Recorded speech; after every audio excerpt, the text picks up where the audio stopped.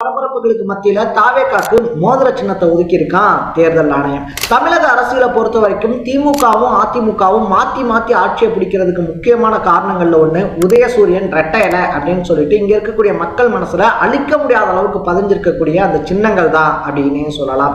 So புதுசா களம் கண்டிருக்கக்கூடிய தாவேகா என்ன சின்னத்தை கேட்க போறாங்க, என்ன சின்னத்தை தேர்தல் ஆணையம் கொடுக்க போகுது அப்படின்னு சொல்லிட்டு பல எதிர்பார்ப்புகள் இருந்துகிட்டு இருந்துச்சு.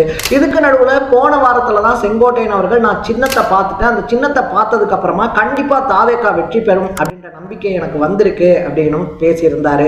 இப்படிப்பட்ட சுச்சுவேஷன்ல தான் தாவேகா சார்பில் இருந்து விசில் சின்னம், ஆட்டோ சின்னங்கள் மாதிரியான சின்னங்கள் கேட்கப்பட்டிருந்தாலும் அதெல்லாம் வேற கட்சிகளுக்கு கொடுக்கப்பட்டதுனால மோதிர சின்னத்தை வேணா தரோன்னு சொல்லியிருக்காங்களாம் தேர்தல் ஆணையம். ஸோ மோதிர சின்னத்தை பத்தி நீங்க என்ன நினைக்கிறீங்க? அதை தாண்டி தாவேகாக்கு இந்த சின்னம் தான் பெர்ஃபெக்டா இருக்கும் அப்படின்னு சொல்லி நீங்க நினைச்சீங்கன்னா அது என்னன்றதை கமெண்ட்ல போட்டு மறக்காம சேனலை ஃபாலோ பண்ணி சப்ஸ்கிரைப் பண்ணிக்கங்க.